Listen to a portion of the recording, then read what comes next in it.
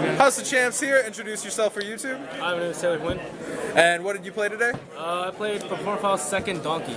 And you got second place over 308 duelists. Let's go ahead and get into the profile. I played 3 monkey board, really standard. 3 Joker, 3 Sorcerer. I only played 2 Donkey. I felt like the third one was really unnecessary because like it creates brick hands by themselves, and like if you don't have scales anyway, these cards just become like dead. I really like the Donkey build over the Performages because the Performages create brick hands. When it works, but when it doesn't, it just bricks really hard. It's a win more kind of deck. Then moving on, I played 2 Lizard Draw, 2 Guitardle, 1 Silverclaw. This is the hot young tech for the weekend. This ran over Nightmares, and the Pendulum effect allows your Joker to be a deck depth target. So it's pretty good. Nice. I like that. Do you enjoy the second Good Turtle more so because you have more Performapals? Honestly, in testing, I played a second Silverclaw over the second Turtle, and I just felt like that was a lot better because like you always want to blast off your scales in the mirror match if they don't want to like obviously side out Wavering Eyes. So I never wanted to blast this off, essentially. I wanted to blast something off that would, like, later on be useful to me, because this is a level 4 dart, and I can actually use it later on as opposed to this, which is level 1 is water. So nice. I played 2 Gigabytes. This is probably the biggest mistake of the weekend. I was playtesting for about a week on Hell Princess and other cards, but I felt like Hell Princess lost like to Max C really badly, so I just didn't want to have to play through that. And like this card was okay. Granted, you only have like 6 targets in the main deck for the card itself, but like you have like essentially various ways to get to the card anyway, to a spellcaster anyway, so it's not all that dead. But this was probably the wrong card to play. Then for the standard Dracoslayers, 1, 2, 3. This worked out pretty fine. And then I played 3 Maxi and 2 Veiler. I feel like 3 Maxi was really good because a lot of times the mirror match, they always want to go first, and so if I max out on like hand traps, it would allow me to keep up with their pace of the Performages. So yeah. And you enjoyed Veiler over Ghost Ogre? Yeah, it's like Ghost Ogre's only really good if they're going first. I mean, if they're trying to set up and like to an established board, Ghost Ogre's not really that good anyway. So Veiler can stop them when they're on the play to go for game. And this helped me win my last round when you try to Ignister and try to go for game. So this is nice. Pretty good. For spells, I played 1 Regeki. I made this primarily as a Metaclaw because I did a little scouting before the event. I saw a lot of Pepe players, so I was like, this is probably the biggest like board wipe. You know, his mass removal is really good in the mirror match. So yeah, Rafflesia just getting rid of it. It's good at clearing boards. And then I played 1 Soul Charge and 2 Infusion. For a while I was testing 3 Infusion, but it was just really cloggy anyway. And I just wanted all my cards to be live like turn 1, and I didn't have to like force resolve something because I had to force resolve this Infusion my round 8 against your friend. So it was just really bad. Like I negged myself, but I had to pretty much do it. So this card is really powerful. But going second, I always sided this out. Like games 2 and 3, I always sided this out. This card was just really bad afterwards. So I played 2 Wavering, 2 Twin Twister. I want to explain this. I felt like this card was really bad in main deck because in Wavering Wars, the player who always had Plush Fire, Juggler, always won. And it was really hard. This is a really skillful card, honestly.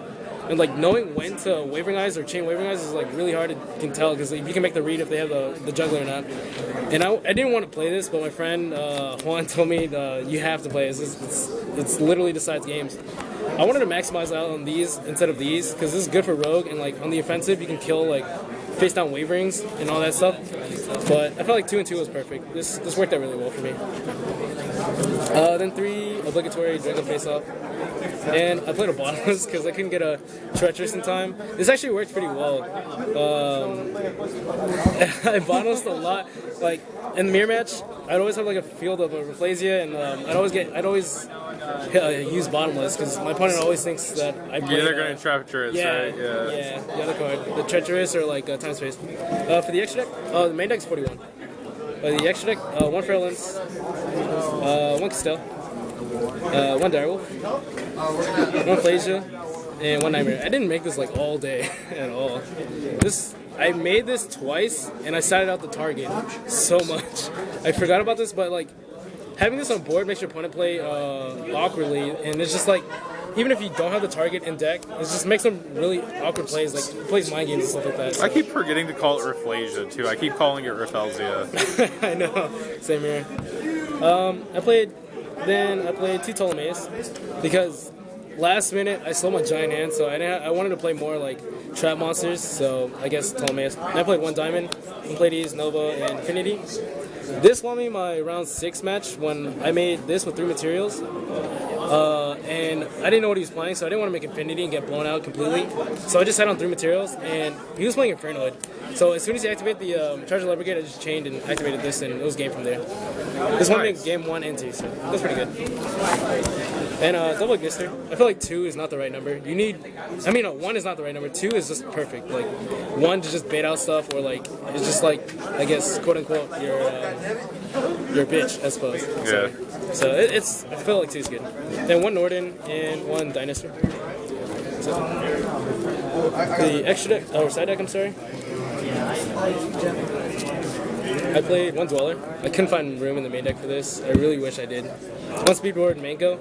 Again, my friend Juan maybe told me to side this because in the main deck, when you maxi, you want to maxi into stuff that potentially like stops OTK, and like this card is multi beneficial because it's a level 4 and it switches them auto defense, and it was pretty good. I only sided in like once or twice. So I played 2 Gradle. This is supposed to be Gradle Eagle, but last minute I couldn't find one, so it was like Gradle Eagle and Gradle Cobra. The idea behind it is like, these are supposed to be Gradle Eagles, but the idea behind it is like when you pendulum summon Sorcerer, you can pop it. You can pop it, yeah, and pretty much snatch steal stuff. Like this won me my last round as well, like in game 3, so it was pretty good. I like this a lot. 2 Sideblocker and 2 Godarla, the Mystery Dust Kaiju. I chose this one over the Gimme Sale because this one's 2,700 and it plays around Dragon's Bind. Dragon's Bind is like the card that's like 2,500 or less and it's Advantage Emptiness. So this plays around that card, and like you can sack it over like floodgate monsters, etc. So I played 1 Dark Golem side deck. I couldn't find room for a second one, but this is really important in the mirror match. 3rd Twin Twister and 3rd Wavering Wars. 1 Vanity's Emptiness. And probably one of the most underrated cards this weekend was XYZ Universe with Felgren. The idea behind it is like a lot of players stopped running this after a while. After Docs format, during Docs format, they're like, oh, this card is everyone's playing it. King Kali Yuga.